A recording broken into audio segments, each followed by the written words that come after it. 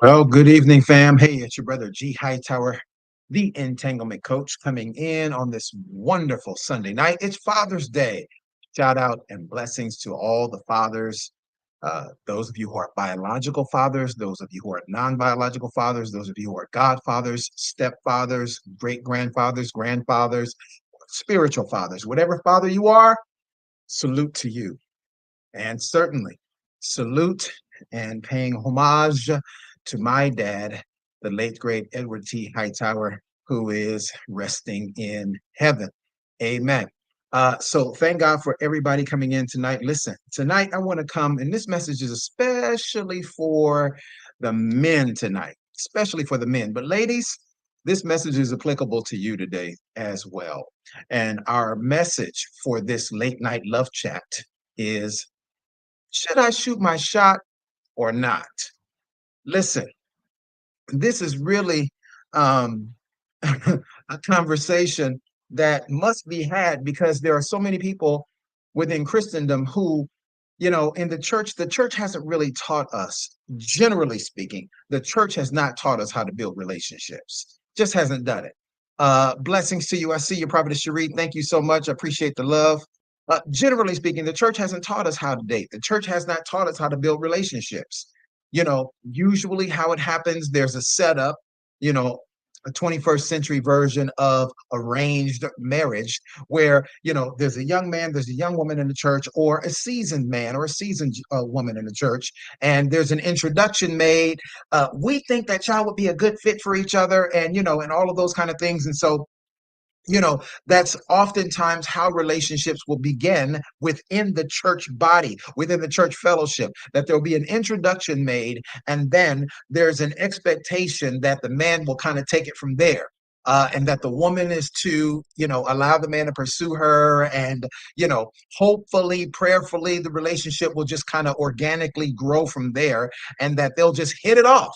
Well, that can happen, and it still does happen. But that's most often not the case. And what I know to be true, family, in my experience, now having served almost 20 years in pastoral counseling experience with specializing in relationships, generally speaking, within the church, within the body of Christ, it doesn't happen like that. So unfortunately, many of us, because we haven't been taught from a kingdom perspective about how to develop relationships, because we haven't been taught that, again, that's generally speaking, because there are some churches who do. There's some churches that specialize in that area. The pastor or his wife, pastor and or his wife, or a particular group of elders or seasoned professionals that are in the church that will help that particular church body develop relationships. But generally speaking, across the board, nationwide, in multiple ethnic groups, the church really doesn't know how to bring us together as men and women.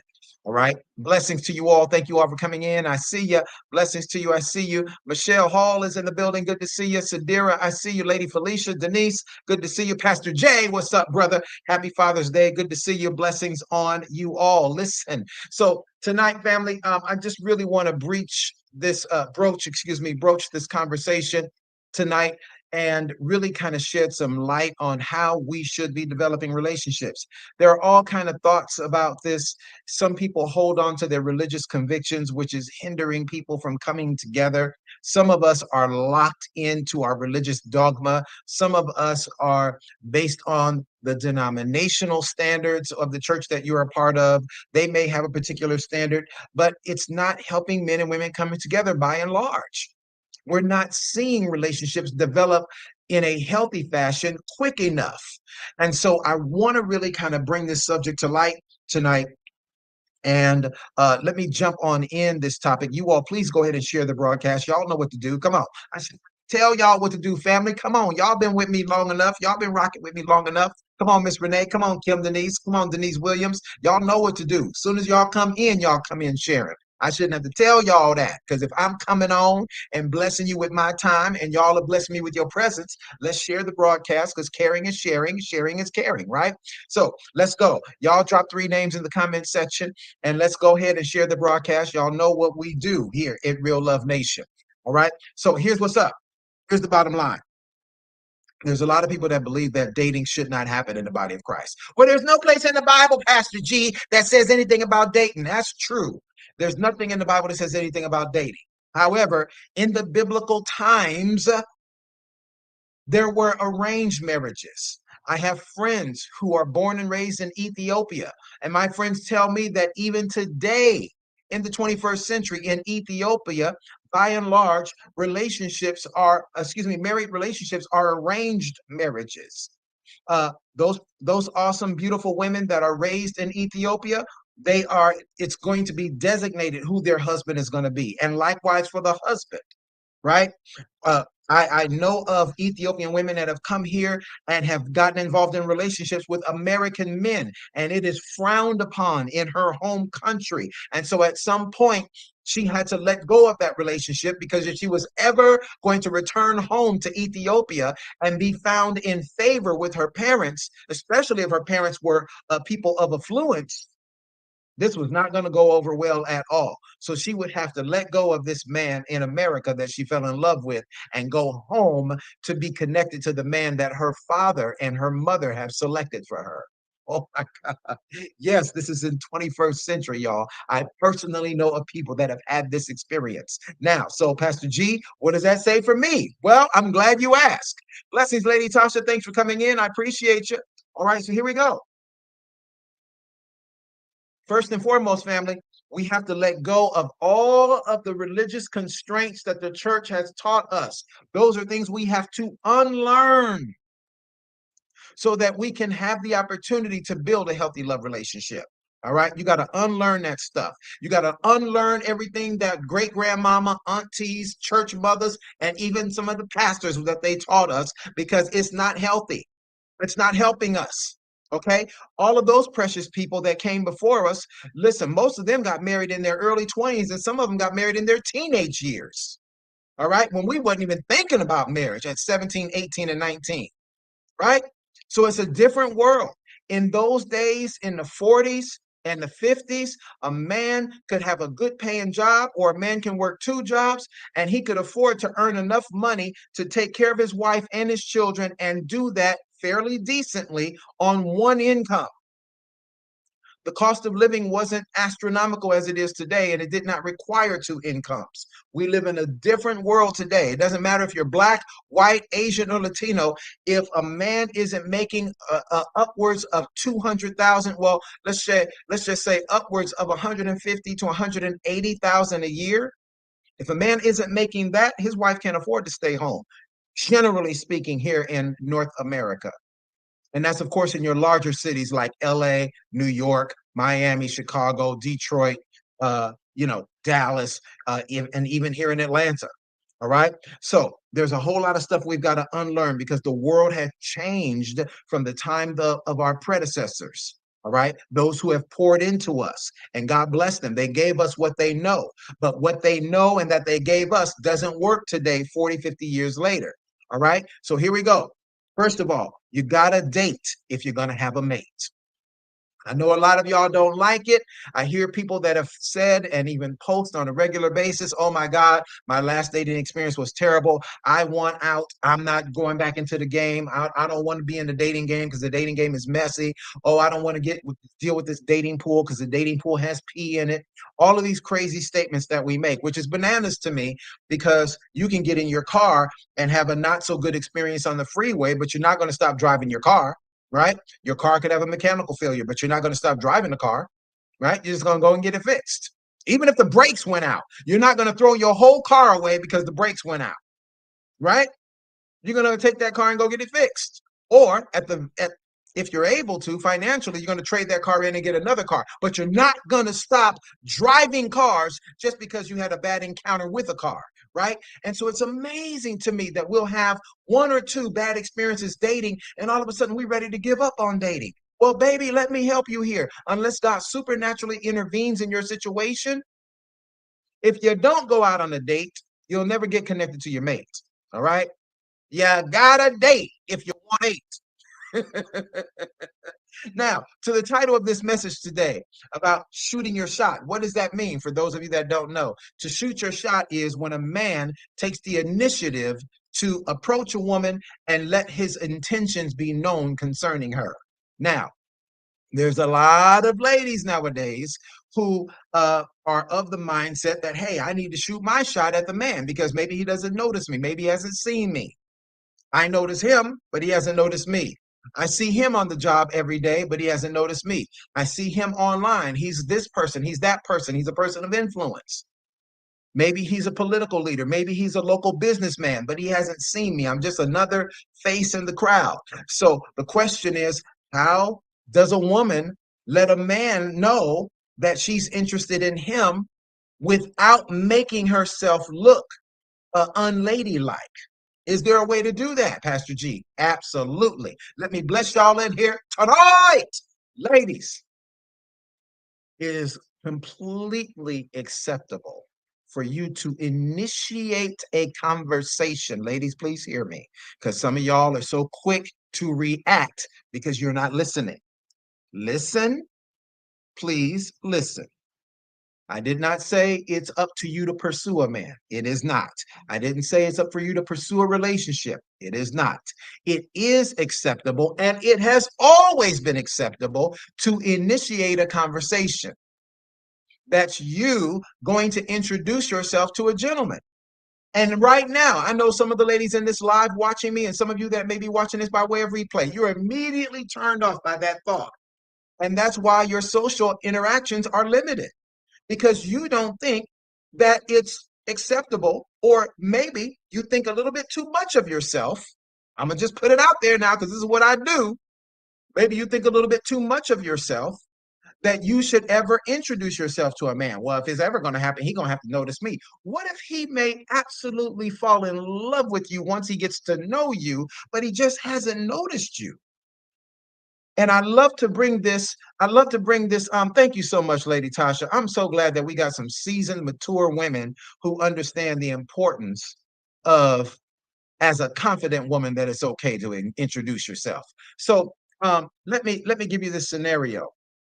So the scenario is, and this is a likely, very much a likely scenario. I was just at a world-class speaking conference just a week or two ago. All right. Shout out to Arletta Allen, who invited me. And at this great speakers conference, and there were, just thousands of people everywhere, hundreds of people everywhere, right? So as one of the men who were speaking on stage, I wasn't one of the speakers. I was just there to learn and to glean. But as one of the men who were speaking on stage, if he comes off that stage and now he's surrounded by dozens of people that are around him, and you're a woman who's sitting in the audience, mind you, during the time of all the speakers, the lights are off. Okay, it's typical like theater style. So he doesn't notice you at all. There's no way for him to notice you because he's focused on what he has to do. Boom, when he gets up there, after he gets through speaking, boom, he's got to go to his table. Boom, boom, boom, boom, boom. He's got classes, he's got master classes, he's got books or whatever things he's got to be focused on. So he may not notice you. But there's something special, not just about what he does, but there's something special about the man that you are attracted to. Ladies, what are you going to do in that situation? You're just going to sit there and stand there and hope, and sit there and you're going to pray in the spirit and hope that maybe God will just direct him some kind of way and that he finds you out of hundreds of other women that are there. What's going to separate you from all the other women? What's going to give you the opportunity to interact with that man? Ladies, you're going to have to go and initiate a conversation. And I know some of y'all don't believe in this, but that's okay. That's okay. Because if you already have somebody in your life and the relationship happened in a more traditional fashion, that's totally cool. If your relationship happened in a traditional fashion, that's totally cool. But what you can't say is that your way is the only way. It's not. It is not. Abigail became a queen, handpicked by King David because she intercepted him and initiated conversation with him because David was on his way to kill her husband. But because of how this woman engaged with David in conversation, because this woman showed great care for David and met his need, because the reason why David was so angry and about to kill her husband is because David had protected her husband's men from being killed and having their goods stolen. And he's like, well, since I protected you, kept your goods from being stolen, and kept your men from getting killed, why don't you feed me and my men? Well, this man was a fool. The Bible says that his name, Nabal, it literally means fool. So he chose not to do it. David is on his way to kill him. Abigail hears about it and intercepts David and brings him donkeys filled with food that are packed on the backs of the donkeys, made sure that David and his men ate and that they had plenty enough to eat. Then this woman spoke into his destiny. David, O king, you about to take the throne over Israel and over Judah. You know what? You know my husband's very name means fool. He's a foolish man. He's an angry man. Please don't kill my husband. And by the way, king, since you are about to take the throne and become the next leader over Israel and Judah, it is not good that you take the throne and you have blood on your hands. Oh, that woman spoke to his destiny. And as a result, when David heard that her husband died a short time later, he summons for her, brought Abigail to the palace, and made her queen. So, listen, ladies, if you never, ever see yourself taking any initiative to have a conversation with a gentleman, how in the world are you going to engage certain men? How are you going to engage certain type of men? Because the bottom line is, there are certain men who, again, ladies, because of the awesome woman that you are, he will be fully engaged in having a conversation and cultivating a relationship with you once he gets to know you, once he sees you. But if he doesn't see you, if he doesn't notice you, let's take it to the church.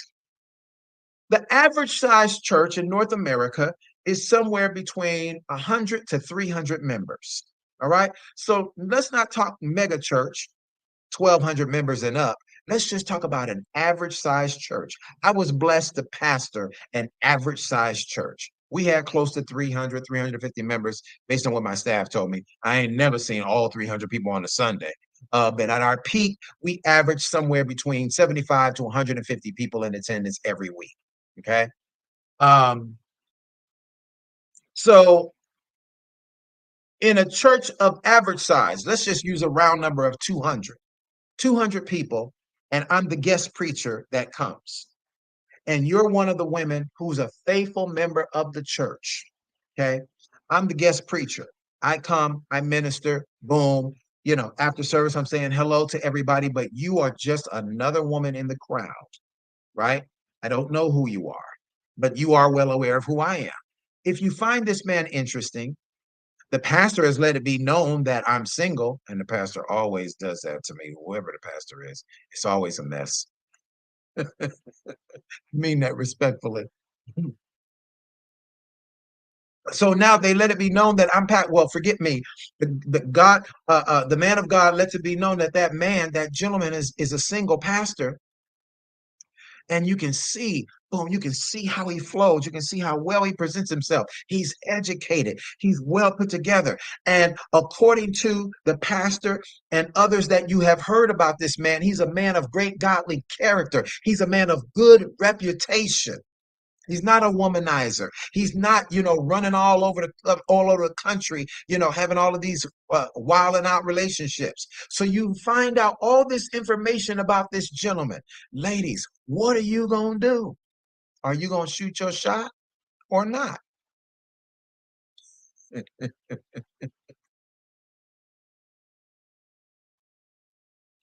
Ladies, I'm just saying.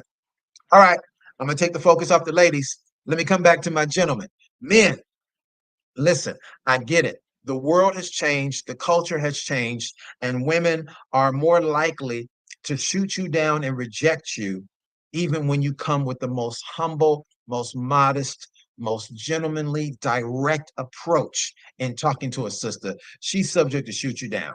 All right, brothers. First thing, let me give you this love nugget, brothers. If it's in a public setting and she's with a whole bunch of her girlfriends, listen, unless you know that you have a surefire approach how to gain this woman's attention, bruh, never pull up on a woman when she's with a crowd and she's in a crowd of her friends. Because guess what?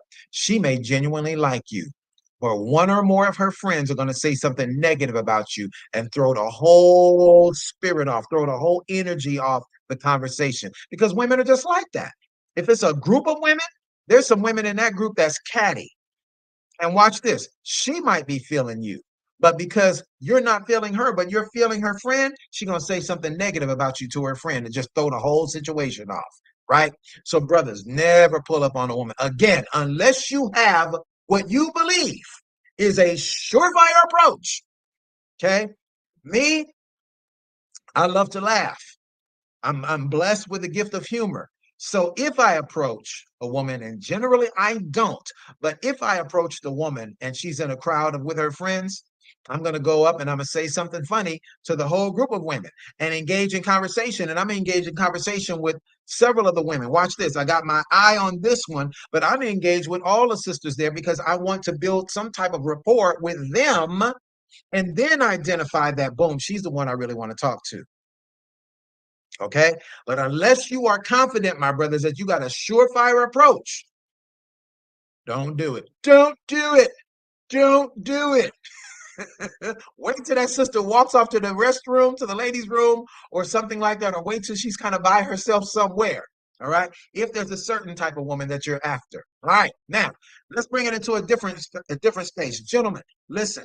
Women love men who are confident. Brothers, just as much as we love women who are confident and women who exude that confidence is a very attractive quality.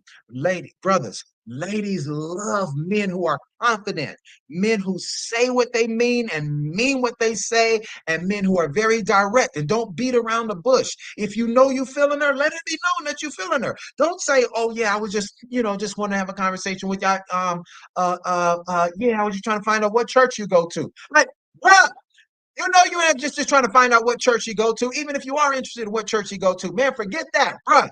You are trying to get to know this woman. Forget all that church stuff. All right. Women love a confident man who comes right up and says, "Hey, listen, boom, you caught my eye from all the way across the room." Really? So what about me caught your eye? And then let her know, brothers. Now, brothers, this is so critical. Brothers, when you shoot your shot, this is so critical. Brothers, please, in the name of the Lord, I beseech thee, do not identify any of her obvious body parts because 18,000 men have said the same thing. Brothers, in this moment, when you engage her in conversation, you have got to set yourself apart from all the other brothers who are shooting their shot. All right. It has to be some other great quality about her, and be real, be authentic about it. All right. Which means you should have studied her and observed her from afar for a cool little minute before you went and approached her. What else is there attractive about her? Right. Besides the fact that she got pumps in a bump, pumps in a bump. I want pumps in a bump. I mean, it's got to be more than that, brothers, because everybody that's been shooting their shot at her and she knows she got a nice round derriere. She knows she got it. You know what I mean? You see, she wore a certain type of skirt that would enhance her situation, or she wore a certain type of pants. She might have wore, some uh whatever jumpsuit, cat suit, whatever. But she knows she's a shapely woman, right? She knows she's a shapely woman. She knows she's a voluptuous woman. She knows that, she knows. So that's not what you want to do, brothers. When you go to her, you want to look her in her eye. Brothers, resist the temptation to look down at her cleavage. Bruh, she might have the girls sitting up there. I'm talking real to y'all tonight, okay? I'm talking real to y'all. If y'all can't handle the conversation, oh well, God bless you. Go to another page. I'm talking real stuff because my goal, my passion, my drive is to help men and women come together to build healthy love relationships that moves toward marriage. That's my goal. That's my drive.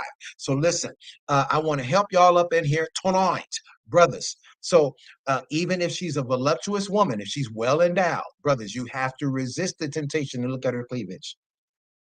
So what's your name? My name is Jeff. Yeah. Yeah. Oh my God. Uh, I'm sorry. I didn't mean to drool. Oh my God. But Jeff. Okay. Okay. Eyeball to eyeball. Oh, I'm sorry. Was I? You know. I mean, listen, bro. You can't go there. You got to resist the temptation. You have to train yourself to look her in the eyes. This is one of the ways that you're going to win her heart. This is one of the ways you're going to earn an opportunity to have a conversation that's going to set you apart from all the other brothers. Because all the other brothers that came over there, all they do is stare at her bosom. All right. All they're doing is saying, like, oh my God. Oh, boy. What size are those? Bruh, don't lose out. I promise you, you will lose out and you will never have another opportunity to talk to her again. All right. So, bro, you can't go there. Look her in the eyes. Find out some other wonderful quality that you admire about her. All right. As you approach. Now, I do understand, brothers, about rejection. It ain't fun. It doesn't feel good. I get it. Listen, I'm born and raised in LA, y'all. Okay. So I've been through all types of rejection. I've been rejected because I'm too dark skinned. I've been rejected because, I didn't have enough money. I've been rejected because I didn't have the right car. I've been rejected for all kinds of reasons. I've been rejected because I'm too nice. I've been rejected because I'm a pastor. All kind of reasons. So I've been, brother, I got a master's degree, okay, in understanding how to deal with rejection and how to overcome it. Okay. All right. So let me tell y'all, here's what's up.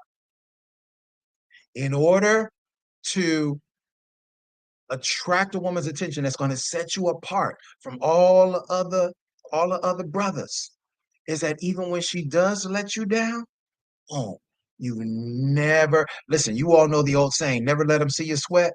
Never let them see you get upset. Okay. Never let them see you get upset about it. Don't be upset about it. Don't start asking when she's like, well, no, that's okay. Well, thank you. Don't go, well, why? Well, how come I can't have your number? Well, what? So you ain't feeling me? I mean, what is it about me? Do I smell or something? I mean, I knew I took a shower today and I put some of that new cologne on. You know what I mean? Some of that new stuff. That polo. Polo ain't new, bro. You might have just bought it brand new, but it ain't new. Listen, don't start explaining or don't start trying to negotiate with her as to why she's not giving you attention or not why she doesn't want to give you her phone number. Bruh, just let that go. Never let them see you sweat. Never let them see you upset. You smile and you thank her. Thank her for what? She didn't even give me the number. That's okay. She did at least give you conversation, and she was at least polite enough to tell you that, hey, I'm not really interested. And if she was kind about that and she did it in a nice way, please thank her. Thank her for the time anyway, and just walk away. All right. Let it go, brothers. Let it go. You're a good man and you got it going on. You got some great things about you that a woman will absolutely adore. She might not be feeling you. She might be like a whole lot of women. They don't really know what they want. That's not true for all women, but it is true for many women. Not even sure what they want. So you don't want to waste time there. Don't start asking her, well, what is it? Well, what is it? What is it about me? What is it about me? I'm not tall enough. What, bruh, don't do that to yourself. Don't do it. Don't do it. Don't do that to yourself. All right. Just let it go. All right. Like my brother in the movie Love Jones said, let it go, brother. Just let it go and walk away. Just walk away. Thank her for it, though. Thank her. Be gracious and thank her for being kind to you and how she boom smooth and let you down. And then boom, go on to the next. Because I promise you, brothers, there's another woman, perhaps even in that same venue, It could be the coffee shop. It could be a poetry event. It could be whatever. But there's another woman who will value the man that you are. And watch this. There could be a woman who's even observing the whole interaction between you and that woman. And she appreciated how you handled that situation with dignity and class. And when she sees the dignity and the class that you walk in, she's like, like how he handled that. Okay. Okay. Boom. All of a sudden, now she's attracted to you, right? So you never know, brothers. It's always nice to be kind. It's always, always, always necessary to be a gentleman. Even if a woman is not kind to you, it's always right to be a gentleman to her. All right. I don't care what she says. She act out of order. She laugh or do something silly like some little high school girl. Don't pay attention to that. That she's not on your level, right? So you just move, boom, smooth walk away. All right. Now, let me go back to this, brothers. Shooting your shot. So one of the things that you must do in shooting your shot, again, exude confidence at all times. Brothers, never, ever, ever hang your head down when you're talking to a woman. Your head is always up. You a king. One of the most beautiful lines from this movie, uh, Black Panther. Oh my gosh! Shout out to the late great Chadwick Boseman, who played T'Challa as the king of Wakanda. So, well, as it is tradition, T'Challa goes into the spirit realm to go talk to his father who passed away. And when he sees his father, the former king of Wakanda, when he sees his father, he bows down and he takes a knee. He bows down and he takes a knee and bows down to his dad because number one, he's very sorrowful that he was supposed to be protecting his dad and his dad was killed in a bomb in an explosion. So he's already very sad about that. But he's also bowing down to his dad because he's paying homage. He's paying homage to his father, the king. His father looks at him. He says, stand on your feet. You are a king. Woo, my God. Every time I see that part of the movie, it just brings tears to my eyes. His father wanted him to know no matter what has happened, no matter what mistakes you made, no matter how sorrowful you may feel, you always stand up and you hold your head up and you square your shoulders back because you are a king. So, men, I need you to understand this that at all times you are a king. We never stand around with our head hung down. All right. And shout out to my dad on Father's Day. Listen, I had to bury my dad. My dad died. He died in a very tragic way. Okay. I won't go into it right now because it was very emotional for me on this Father's Day. But my dad died in a very, very tragic way. Okay. Days after my dad passed away, my sister and I determined, you know what? We're going to have my dad's homegoing celebration very next Sunday, which was the Sunday after Easter. Just happened to be my dad's birthday. Okay. So we decided we were going to have his homegoing celebration on his birthday. I've got to preach the funeral. My whole family, my aunts, my cousins, even my sister, my whole family said, gee, you shouldn't preach the funeral. It's going to be too emotional for you. I'm like, y'all crazy. Y'all cuckoo for Cocoa Puffs. Ain't nobody gonna preach my daddy's funeral other than me. My daddy gave his life to the Lord after 60 something years of not being saved and being crazy, being a hardworking black man who raised two children by himself. Shout out. But my daddy was crazy. Everybody knew not to mess with Edward Hightower. But my daddy gave his life to Jesus on March 12th, 2006, the first day I opened my church. So who else gonna preach my daddy's funeral other than me? Baby, please, y'all better go take a seat. Several of them. Now watch this. So as painful as this emotional situation was, I knew I had to do it. And I heard my father's voice who spoke to me before he passed away. He said, son, it is your time to speak. We were at a family gathering, and my cousin's wife had just passed away. And so the whole family would gather together, as it was our custom every Christmas holiday. Our whole family would come together. And so my dad was the patriarch of the family. And so everybody said, hey, hey, hey, hey, everybody be quiet. It's time for Uncle Edward to speak. This was all my cousins making everybody be quiet because it was my dad's time to speak. And my dad being the patriarch of the family, we all want to hear what my dad's got to say, right? So I'm sitting over in the corner. I'm just chilling. I'm like, okay, my dad's about to speak.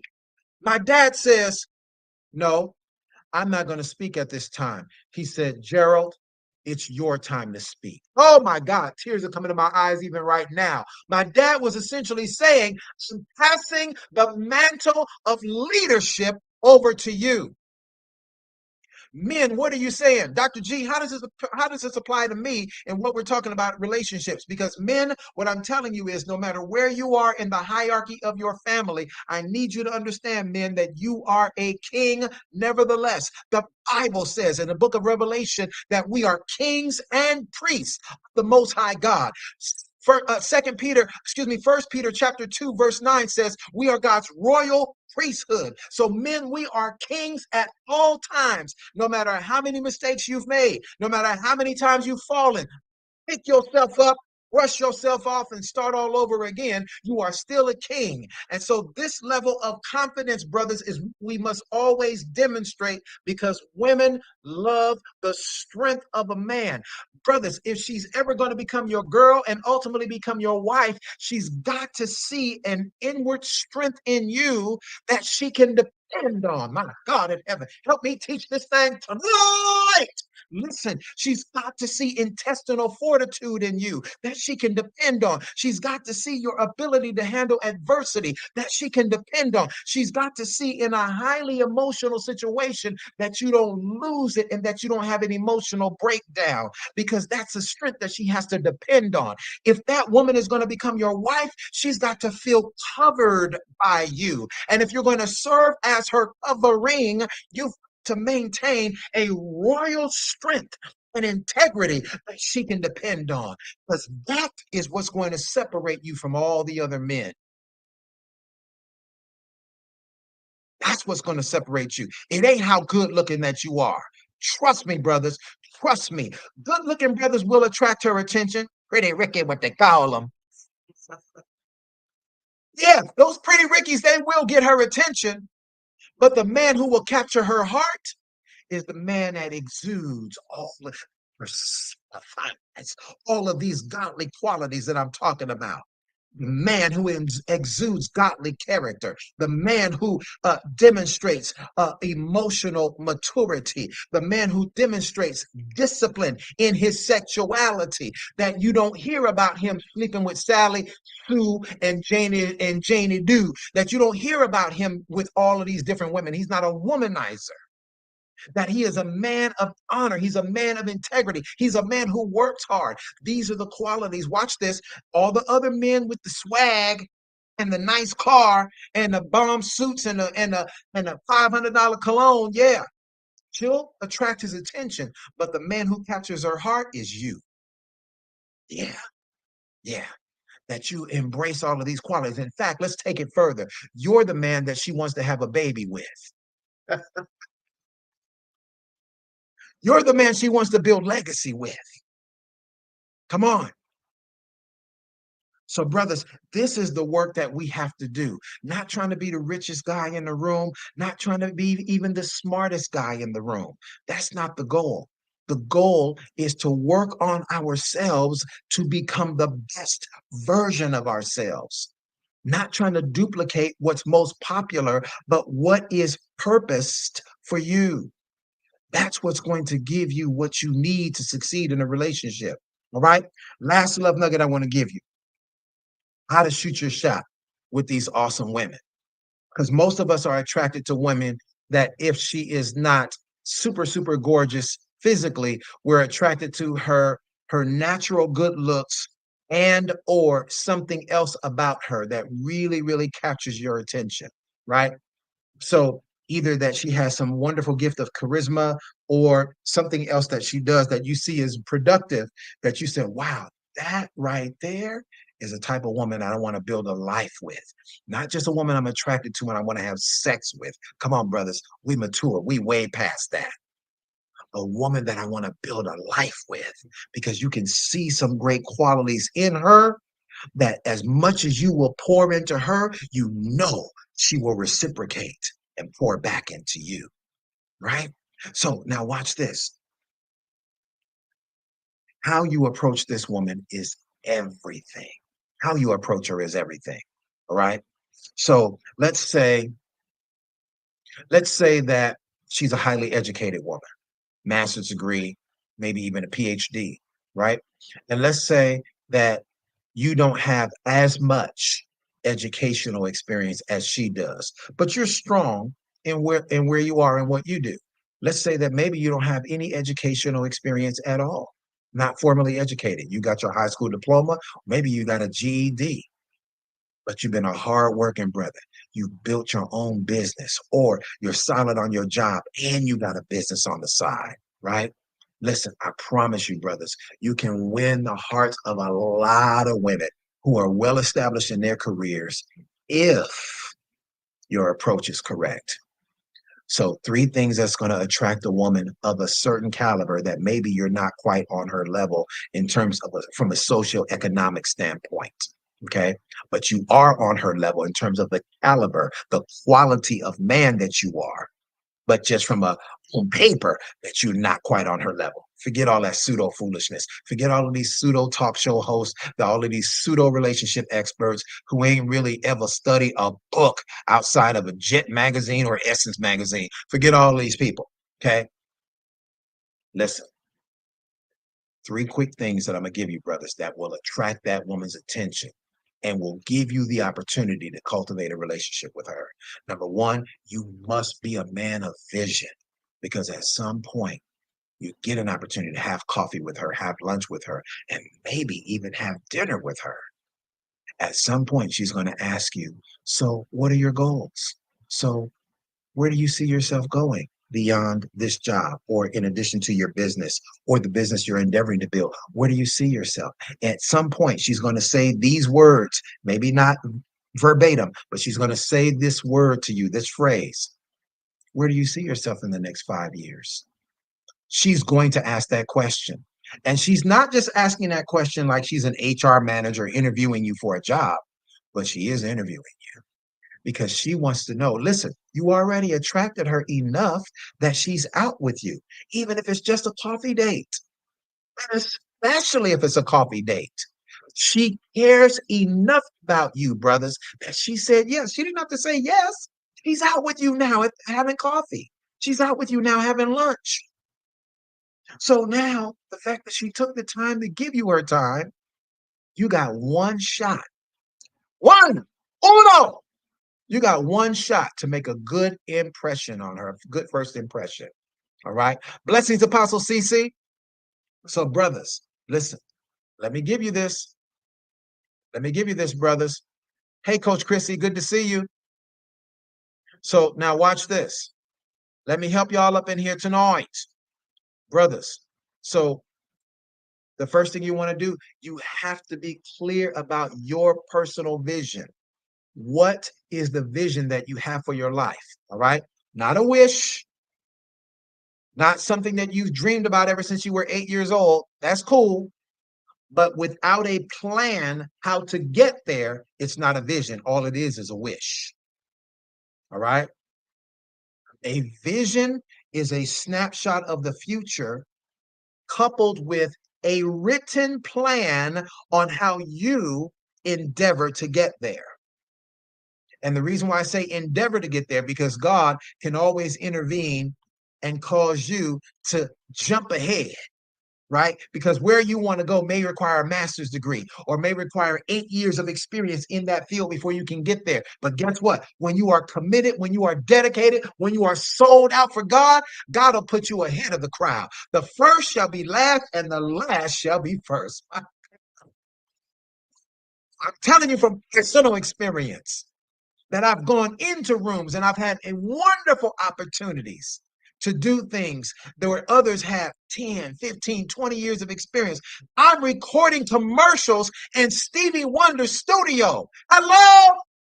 I don't have no background in sound engineering. I don't have no background in musicianship. I did not go to Berkeley Conservatory School of Music. None of that. Just got a natural gift. And here I am with people, half a dozen people surrounding the glass, watching me while I'm in studio. Boom, writing the content for the commercial, and then bam, within 1 hour, sitting there and doing the voiceover for the commercial. Got the whole thing done in 2 hours, and people just standing around like, where did this boy come from?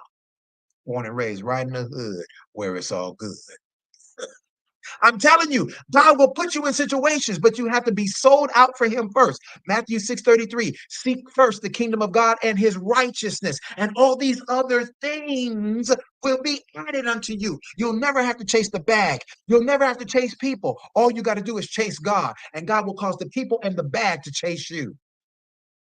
Next thing I know, I'm getting a check for $2,200 for 2 hours of work. Shout glory! I'm telling you. Next thing I know, a couple of months later, I'm being brought in for an interview. They're going to interview me live, me and my team live on the radio at KJLH at Stevie Wonder Studio. Well, the great Kirk Whalum, saxophonist extraordinaire and an awesome man of God, Kirk Whalum is sitting there in the lobby. He's getting ready to go. So it's me, my team, and Kirk Whalum. And so my thinking was like, wow, we on a timeline. We got to get this done. We got to get this done. We got to get on here, do this interview, and we got to get out of here within 1 hour. Kirk Whalum, who was ahead of us, Kirk Whalum says, oh, no. He says, go ahead, Mr. Hightower. Sit. No, no, no, Mr. Whalum. I said, no, no, no. He says, listen, man. He said, man, I got all morning. My engagement's not till 7 o'clock tonight. I got all morning. He says, man, I can see you in a rush. You go ahead. Oh my God, are you kidding me?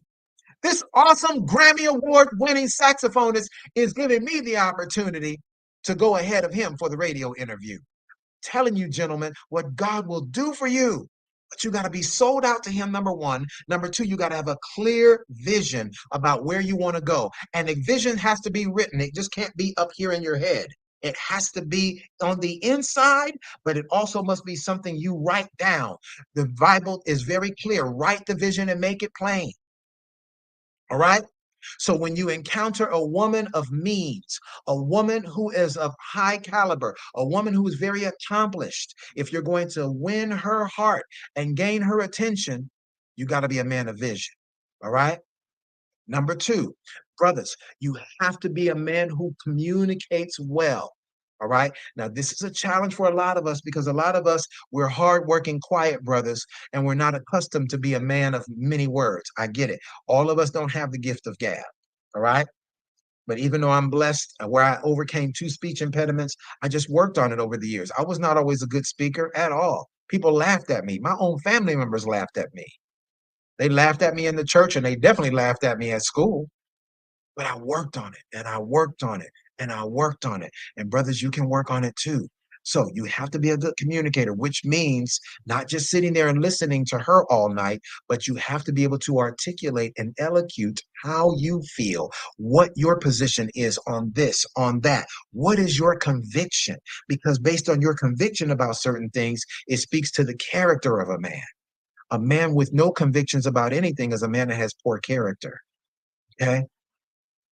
How do you really feel about this thing, this issue, that issue? What's the most popular thing going on right now? What's your position on that? Because a woman who is of high caliber, a high quality woman, a virtuous woman, she wants to know that. Again, brothers, remember, you're on an interview.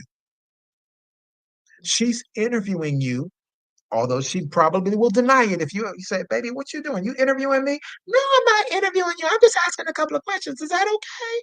Yes. And you say, yes, it is okay. Especially if she's asking questions in the right way and you don't feel like, you're at the police station being interrogated.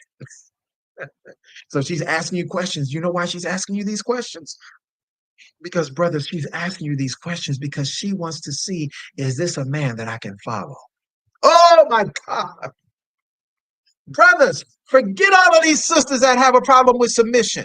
There are too many women who've been trained the right way by their parents, by the and even how they have groomed themselves to understand that the role of a woman who is a wife is a woman who is submitted to her husband. You will never have a conversation about submission with a virtuous woman. You'll only have those arguments with women who are not virtuous. They may be good, they may be good looking, but they're not virtuous women because virtuous women understand what their position is by God's divine design, not by what society says, not even by what the church says, but by what the word of God says, because the word of God is a standard for her life. But she ain't gonna be submitted to a joker who don't know where he's going. She ain't gonna follow a joker who ain't following God. Why should she follow a man who ain't following God? Why should I go to college and get my degree and making good money and I own my own house? And then I'm gonna follow a joker who ain't following God? That's cuckoo for Cocoa Puffs. Why should she follow you? But a woman who is of virtue, she's looking for the man that she can follow.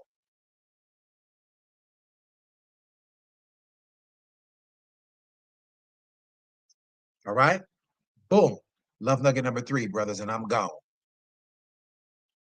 How to win the heart. If you are a man who doesn't have six figures, if you're a man who doesn't have a formal education, if you're a man who is a high quality man because of the character of God that's on the inside, because you are a man who is vision or a man of vision, because you are a man who is disciplined, because you are a man who has a high level of emotional maturity, meaning you are a master of your emotions. You don't fall apart when adversity comes because we've learned that adversity doesn't build character, adversity reveals character. How do you handle things when adversity hits?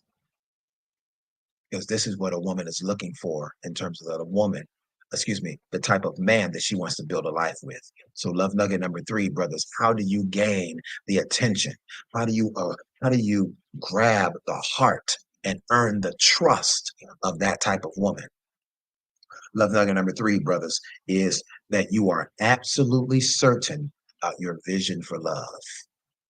Meaning, brothers, that while you are looking for a wife, your attention is not all over the place, just looking at every woman that comes. Your vision is clear about the type of woman that you want. And this woman that you are pursuing, who's before you right now, she has your complete, undivided attention. I know there's a whole lot of people who teach on, oh, date multiple people until you find the one. You can't even know who the one is if you're dating multiple people. Come on. Multitasking might work on your job, but it don't work in relationships. I don't care who you are. There's all these crazy people who think they can have their affections spread out between 2 to 3 to 4 to 5 people. It don't work like that. Come on, brothers. You know, when we were wilding out back in the day and sleeping with multiple women, you know that didn't work like that. I'm guilty too. Let me confess my mess. There's no way you can ever identify the woman who is the one when you got multiple ones that you're involved with. It's impossible. It's impossible. There's a beautiful Chinese proverb that says if you try to chase two rabbits at once, you'll catch neither. Impossible. So if you're going to identify the woman who is connected to your purpose, you got to stop pursuing women for pleasure. Pursuit of purpose and pleasure cannot coexist. You either are on the pathway of purpose or you're on the path, the wide road to pleasure. And hey, you're a grown man. Do you? Just understand you can't accomplish both at the same time. Now, you will find pleasure in building a life with your purpose partner, but you can't find your purpose partner if you are solely focused on pursuing pleasure. That's it, period. So, brothers, I encourage you, shoot your shot. Just be clear. I'm going to leave this replay up. I'm going to leave it up for about 24 hours. Then I'm going to take it down. But those of you that would love to go ahead and write down notes and extrapolate the knowledge, by all means, please do. Ladies, please take heed. Y'all stop being stuck up. Yeah, I said it. Love you, mean it. Stop being stuck up. You already in your 40s. You already in your 50s. When you gonna really get serious about a relationship? For real, for real. You keep waiting for somebody to find you. You're not even a social person like that. You're not even in various spaces. Your whole life is work, church, and home. Work, church, and home. So if that's your life, when are you actually going to position yourself to be a wife? Because as wonderful as you are, can't nobody find a treasure if the treasure's covered up. Treasures are meant to be discovered, not remain covered.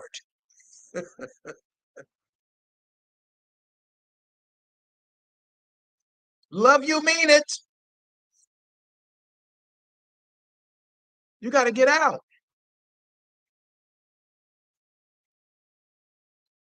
Thank you so much, Michelle. I appreciate you, dear. You got to get out. Ladies, a little bit, I'm gonna just tell y'all, a lot of y'all just too stuck on yourselves. I love you. I'm not trying to be hurtful. I'm trying to be helpful.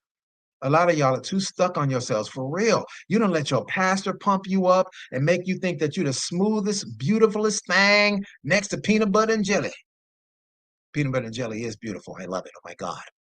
I'm a grown man and I still love peanut butter jelly. But I mean, for real, seriously, all kidding aside, some of y'all are just, you think too much of yourselves. You think too highly of yourselves.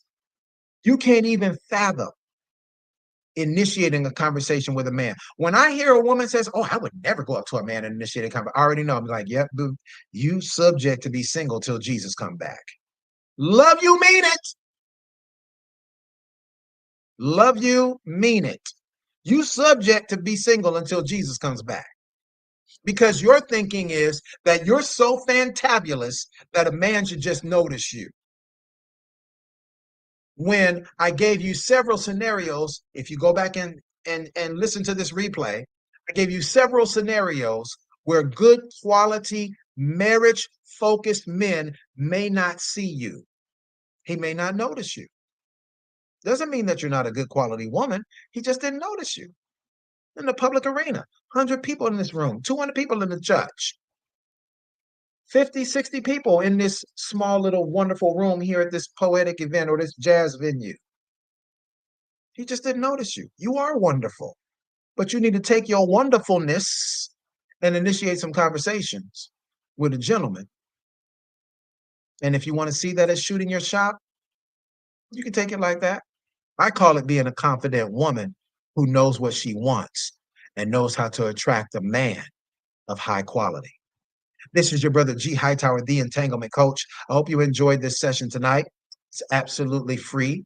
Go back and extrapolate the love nuggets and put them into action because I'm looking for couples this year, for single men and single women who want to get hooked up and not just hook up for the sake of hooking up, but develop a relationship that will move toward marriage. All right. My sister, Dr. Sarah Grace. Dr. Sarah, listen, I do know you to be a modest woman, but you are also a woman that knows how to initiate a conversation. All right. You are a great conversationalist, Dr. Sarah. So just got to initiate a conversation. All right. You're an attractive woman. You are a brilliant woman and you are a great conversationalist. So, ladies, look at that man across the room. Okay. Michelle, you are a great conversationalist. Michelle, look at that man across the room, boom, and say, you know what? Boom. Now, ladies, you got to do a little bit of homework because you just can't go up to him and say, hi, my name is Michelle. It's like, okay, nice to meet you, Michelle. My name is Jeff. Okay, nice to meet you. I mean, you have to have observed something about him so that you can know what to say when you get over there. Okay. Most of us men, especially men in leadership, our number one or our number two love language is words of affirmation. Go over there and affirm that man and tell him something about himself. Tell him something that you admire. And ladies, don't do no silly high school stuff like these backhanded comments. Well, I don't mean no disrespect, but I didn't really like your shoes, but your tie is banging though. Promise you that's going to be a turn off. I don't care what you said about my tie. The fact that you had to say something negative about my shoes, I'm already turned off. I'm already turned off. Don't do no back. That's what immature women do. Immature women give backhanded comments. Mature, confident women are gracious and always exude class. She knows how to pay a man a compliment. And I'm not concerned about if he gets the big head or not. I'm going to pay him a compliment because he's worthy of a compliment. Boom. It's just that simple. All right. Remember what the scripture says. And I'm done, y'all. Love is patient. Love is kind. Kindness goes a long way. All right. Love you. Abundant blessings to you. Hey, Miss Joy. Good to see you. Abundant blessings to y'all. Hope you enjoyed it. Make sure you come back to the Late Night Love Chat. Make sure you follow me. I'm the same handle on all platforms. I am G Hightower. Instagram, LinkedIn, YouTube, TikTok, Threads. I'm the same handle on all platforms. I am G Hightower. Make sure you subscribe to my page here. And then make sure you put me in your favorites, in your settings. Put me in your favorites in your settings. So when I go live, you'll catch me when I go live. All right. Love you. Blessings on you. We'll see you next